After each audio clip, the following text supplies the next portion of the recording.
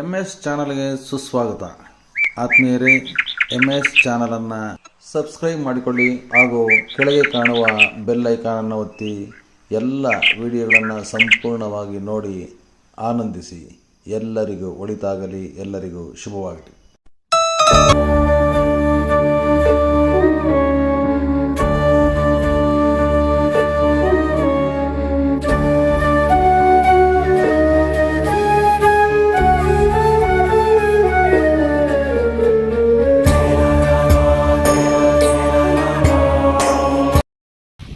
ಶಾಲಾ ಯುವ ಸಂಸತ್ ಚುನಾವಣೆ ಸರ್ಕಾರಿ ಪ್ರೌಢಶಾಲೆ ಕೆ. ರಾಗುಟ್ಟಳ್ಳಿ. ಸರ್ಕಾರಿ ಪ್ರೌಢಶಾಲೆ ಕೆ. ರಾಗುಟ್ಟಳ್ಳಿಯಲ್ಲಿ ಶಾಲಾ ಯುವ ಸಂಸತ್ ಚುನಾವಣೆಗೆ ನಾಮಪತ್ರಗಳನ್ನು ಸಲ್ಲಿಸುತ್ತಿರುವಂಥ ಒಂದು ಸಂದರ್ಭ.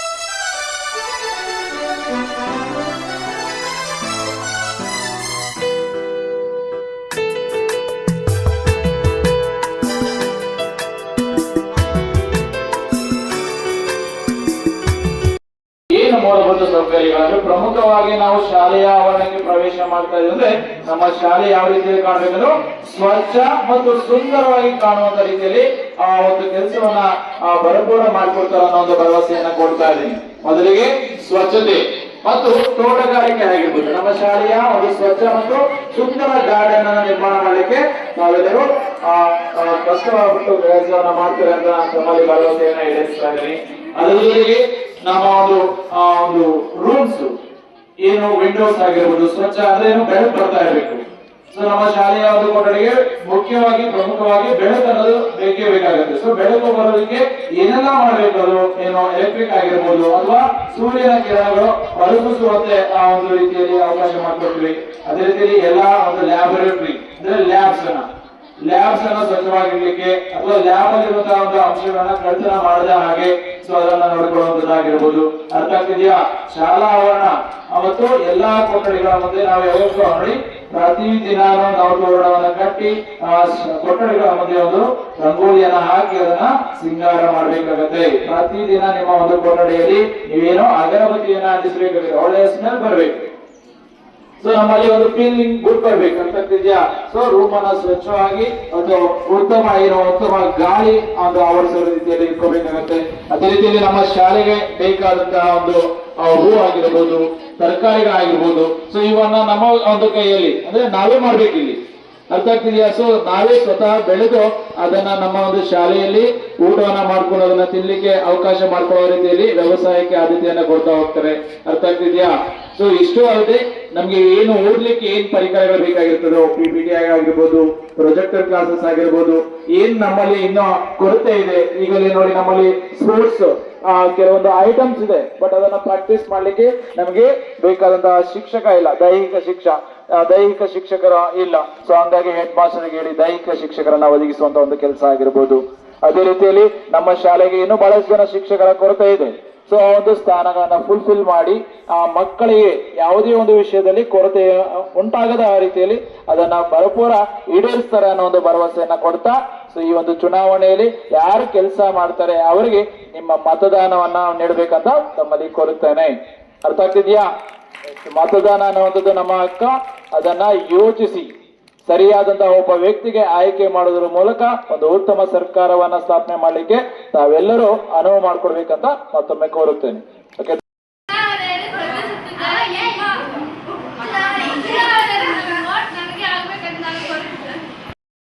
ಯಾವ ಪ್ರಾಸೆಸ್ ಇರುತ್ತೆ, ಯಾವ ರೀತಿ ನಡೆಯುತ್ತೆ, ಮತ್ತೆ ಮತದಾನದ ಮೌಲ್ಯ ಸಣ್ಣ ಮಕ್ಕಳಿಗೆ ಈ ಏಜಿನಲ್ಲೇ ಗೊತ್ತಾಗಲಿ ಅನ್ನೋ ಉದ್ದೇಶದಿಂದ ಶಾಲಾ ಹಂತದಲ್ಲಿ ಶಾಲಾ ಸಂಸ್ಕೃತನ ನಡೆಸಿದ್ದೇವೆ.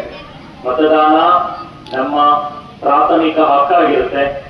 ನಾವು ಪ್ರಾಮಾಣಿಕವಾಗಿ ವೋಟ್ ಮಾಡಬೇಕಾಗುತ್ತೆ. ಹೌದಾ? ವ್ಯಕ್ತಿಯ ಅಥವಾ ಅವ್ರು ಕೊಡುವಂತಹ ವಸ್ತುಗಳಿಗೆ ಪ್ರಲೋಭ ಇದ್ದಿದ್ದು ನಾವು ವೋಟ್ ಮಾಡಿದ್ರೆ, ನಾವು ಸೂಕ್ತವಾದ ವ್ಯಕ್ತಿಯನ್ನು ಆಯ್ಕೆ ಮಾಡ್ಕೊಳ್ದೇ ಹೋದ್ರೆ ಅದರ ಪರಿಣಾಮಗಳನ್ನ ನಾವೇ ಎದುರಿಸಬೇಕಾಗುತ್ತೆ. ಅದರಿಂದ ಸೂಕ್ತವಾದ ವ್ಯಕ್ತಿಯನ್ನು ಆಯ್ಕೆ ಮಾಡಿ. ನಿಮ್ಗೆ ಆಧಾರ್ ಕಾರ್ಡ್ ಮ್ಯಾಂಡೇಟರಿ ಮಾಡೋ ಉದ್ದೇಶ ಏನ್ ಗೊತ್ತಾ? ಹಾಗೆ ಮೈನ್ ಎಲೆಕ್ಷನ್ಸ್ ಹಾಗೆ ಯಾವುದಾದ್ರೂ ಒಂದು ಫೋಟೋ ಇರುವಂತಹ ಒಂದು ದಾಖಲೆ ತರಬೇಕಾಗಿರುತ್ತೆ. ಅದೇ ಉದ್ದೇಶಕ್ಕಾಗಿರುತ್ತೆ. ಎಲ್ಲರೂ ದಯವಿಟ್ಟು ಯೋಚನೆ ಮಾಡಿ ವೋಟ್ ಮಾಡ್ತೀರಿ ಅಂತ ಹೇಳ್ತಾ ನನ್ನ ಮಾತನ್ನ ಮುಗಿಸ್ತೇನೆ. ಊಟ ರೆಡಿ ಆಗಿದೆ ಅನ್ಸುತ್ತೆ.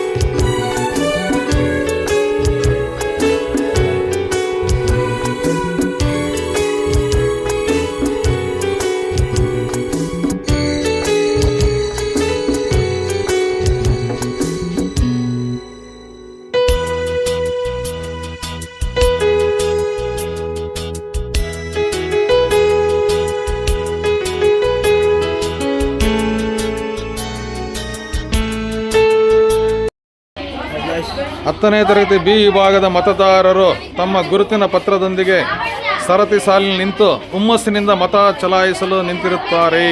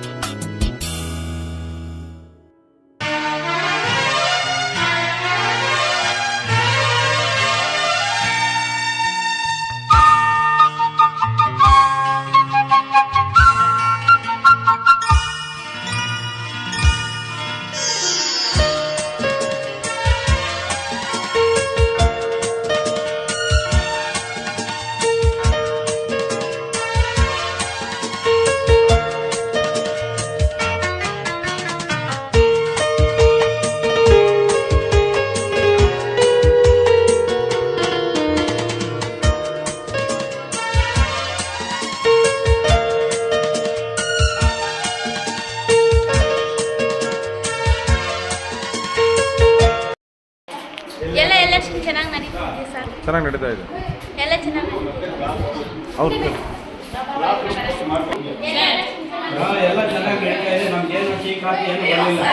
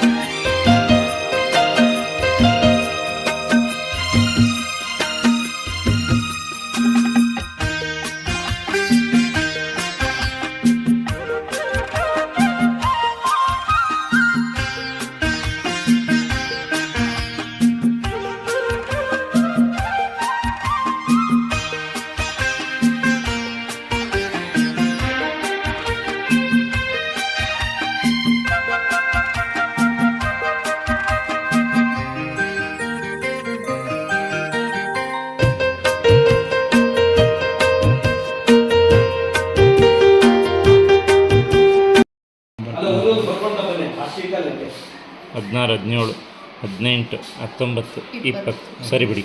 ರಿಸಲ್ಟ್ ಕೊಡ್ತೀನಿ. ಹಾಂ sir. Tanushree 9, okay sir. Chandana 8, okay sir.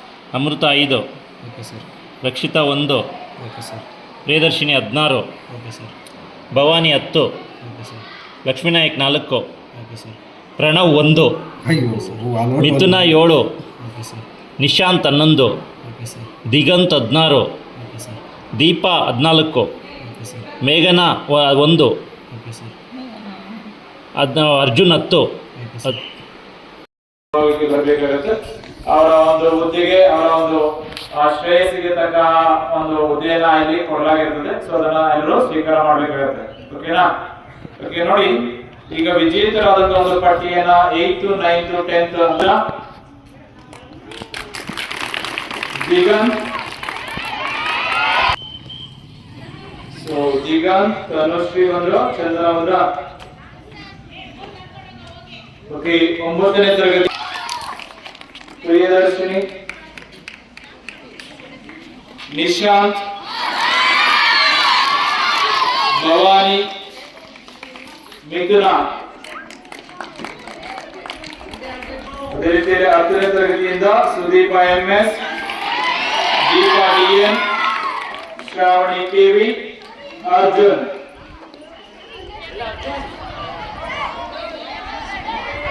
ಅವರಿಗೆ ವಿನಾಯಕ 12 ಜನ ಆಯ್ಕೆಯಾಗಿ ಬಂದಿದ್ದಾರೆ.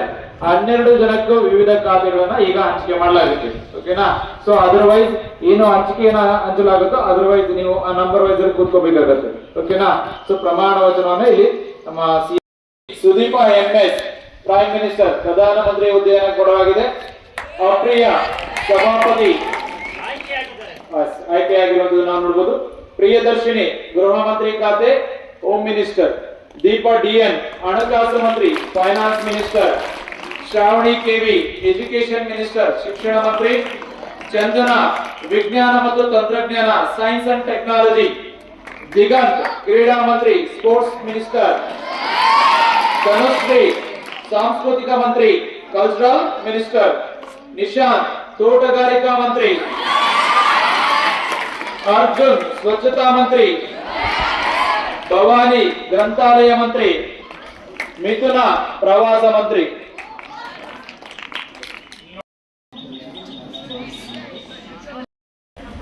ಇಪ್ಪತ್ತ 24-25ನೇ ಸಾಲಿನ ಸರ್ಕಾರಿ ಪ್ರೌಢಶಾಲೆ ಕೇರಾಗುತ್ತಲೆ ಶಾಲಾ ಸಂಸತ್ತಿನ ಚುನಾವಣೆಯಲ್ಲಿ ಯಶಸ್ವಿಯಾಗಿ ಚುನಾಯಿತರಾದಂತಹ ಎಲ್ಲ ಪ್ರತಿನಿಧಿಗಳು ಇಲ್ಲಿ ಕೂತಿದ್ದಾರೆ. ಅವರಿಗೆ ಪ್ರಮಾಣ ವಚನವನ್ನು ಬೋಧಿಸೋಣ.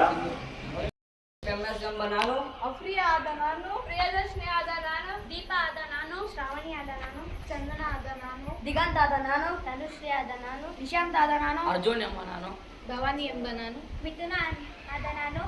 2024-25ನೇ ಸಾಲಿನಲ್ಲಿ ನಡೆದಂತಹ ಶಾಲಾ ಸಂಸತ್ತಿನ ಚುನಾವಣೆಯಲ್ಲಿ ಚುನಾಯಿತನಾಗಿದ್ದೇನೆ. ಪ್ರಧಾನಮಂತ್ರಿಯಾದ ನಾನು, ಸಭಾಪತಿಯಾದ ನಾನು, ಗೃಹ ಮಂತ್ರಿಯಾದ ನಾನು, ಹಣದ ಮಂತ್ರಿಯಾದ ನಾನು, ವಿಜ್ಞಾನ ಮತ್ತು ತಂತ್ರಜ್ಞಾನ ಮಂತ್ರಿಯಾದ ನಾನು, ಕ್ರೀಡಾ ಮಂತ್ರಿಯಾದ ನಾನು, ಸಂಸ್ಕೃತಿ ಮಂತ್ರಿಯಾದ ನಾನು, ತೋಟಗಾರ ಸ್ವಚ್ಛತಾ ಮಂತ್ರಿಯಾದ ನಾನು, ಗ್ರಂಥಾಲಯದ ಮಂತ್ರಿಯಾದ ನಾನು, ಪ್ರವಾಸ ಮಂತ್ರಿಯಾದ ನಾನು, ದೇವರ ಸಾಕ್ಷಿಯಾಗಿ ಕಾಯ ವಾಚ ಮನಸ ಶಾಲಾ ಕಾರ್ಯವನ್ನು ಮಾಡುತ್ತೇನೆ. ನನ್ನ ಸಹಪಾಠಿಗಳನ್ನು ಜಾತಿ ಧರ್ಮ ಲಿಂಗ ಭೇದ ಭಾವವಿಲ್ಲದೆ ಸೌಹಾರ್ದತೆಯಿಂದ ಕಾಣುತ್ತೇನೆಂದು ಈ ಮೂಲಕ ಪ್ರತಿಜ್ಞೆ ಮಾಡುತ್ತೇನೆ. ಜೈ ಹಿಂದ್.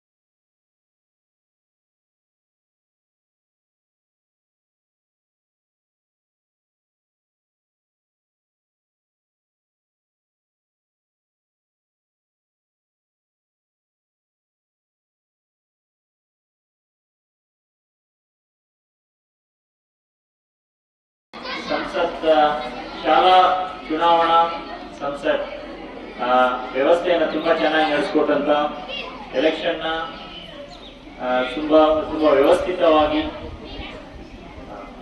ಇವಿಎಂ ಪದ್ಧತಿಯಲ್ಲಿ ಗೊತ್ತಲ್ಲ ನಿಮಗೆ, ಇವಿಎಂ ಎಲೆಕ್ಟ್ರಾನಿಕ್ ವೋಟಿಂಗ್ ಮಿಷನ್ ಹೇಗೆ ನಡೆಯುತ್ತೆ ನಮ್ಮ ಭಾರತದ ಚುನಾವಣಾ ವ್ಯವಸ್ಥೆ, ಅದೇ ರೀತಿ ನಮ್ಮ ಶಾಲೆಯಲ್ಲಿ ತುಂಬಾ ವ್ಯವಸ್ಥಿತವಾಗಿ ನಡೆಯೋದಕ್ಕೆ ಕಾರಣೀಭೂತರಾದಂತ ಎಲ್ಲ ನನ್ನ ಸಹೋದ್ಯೋಗಿ ಮಿತ್ರರಿಗೆ ಸವಿನಯವಾಗಿ ವಂದಿಸುತ್ತೇನೆ.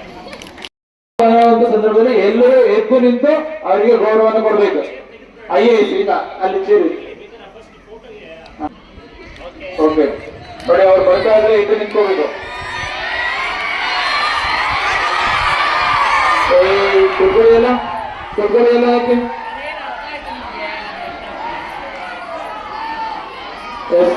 ಓಕೆ ನೋಡಿ, ಎಲ್ಲರೂ ಒಂದ್ಸರಿ ನಮಸ್ಕಾರ ಹಾಕಿ ಅವರಿಗೆ ಕೂತ್ಕೊಳ್ಳಿ ನೀವೆಲ್ಲ. ಓಕೆ, ಬಲಭಾಗದಲ್ಲಿ ಯಾರಿರ್ತಾರೆ? ಸರ್ಕಾರವನ್ನ ಸ್ಥಾಪನೆ ಮಾಡಿರುವಂತಹ ಒಂದು ಪಕ್ಷ. ಎಡಭಾಗದಲ್ಲಿ ಯಾರಿರ್ತಾರೆ? ವಿರೋಧ ಪಕ್ಷ, ಅಂದ್ರೆ ಸೋತಿರುತ್ತೆ, ಅಂದ್ರೆ ಬಹುಮತ ಇಲ್ಲದೆ, ಬಹುಮತ ಸರ್ಕಾರವನ್ನ ಸ್ಥಾಪನೆ ಮಾಡ್ಲಿಕ್ಕೆ ಬಹುಮತ ಇಲ್ಲದೆ ಇರುವಂತಹ ಒಂದು ಪ್ರತಿನಿಧಿಗಳು ಆ ಕಡೆ ಇರ್ತವೆ. ಇಲ್ಲಿ ಮಧ್ಯಭಾಗ, ಇಲ್ಲಿ ಯಾರು ಇರ್ತಾರೆ ಅಂದ್ರೆ IAS ಅಧಿಕಾರಿಗಳು. ಅಥವಾ ಸದನದಲ್ಲಿ ಏನ್ ನಡೀತಾ ಇದೆ ಪ್ರತಿಯೊಂದನ್ನ ನೋಟ್ ಮಾಡ್ತಾ ಇರ್ತಾರೆ. ಆ ಒಂದು ಸ್ಥಾನಕ್ಕೆ ಈಗ ಸಿಂಧನ್ ಕರೆಯೋಣ. ಪಾಸ್ ಆಗುವಂಥದ್ದು ನಾವು ನೋಡ್ಬೋದು. ಇಲ್ಲಿ 3/2 ಬಹುಮತ ಸಿಗಲಿಲ್ಲ ಅಂದ್ರೆ ಆ ಒಂದು ಮಸೂದೆ ಏನಾಗುತ್ತೆ? ರಿಜೆಕ್ಟ್ ಆಗುವಂಥದ್ದು ನಾವು ನೋಡ್ಬೋದು. ಎಲ್ಲರಿಗೂ ಅರ್ಥ ಆಗಿದೆಯಾ? ಬಹಳ ಸಂತೋಷವನ್ನು ಕೊಡ್ತಾ ಇವತ್ತು ಚುಟುಕು ಸಮಯ ಚುನಾವಣೆ ನಡೆಸಿದ್ದೇವೆ. ಬಹಳ ಚೆನ್ನಾಗಿದೆಯಾ ಇಲ್ವಾ? ಓಕೆ, ತುಂಬಾ ಧನ್ಯವಾದಗಳು.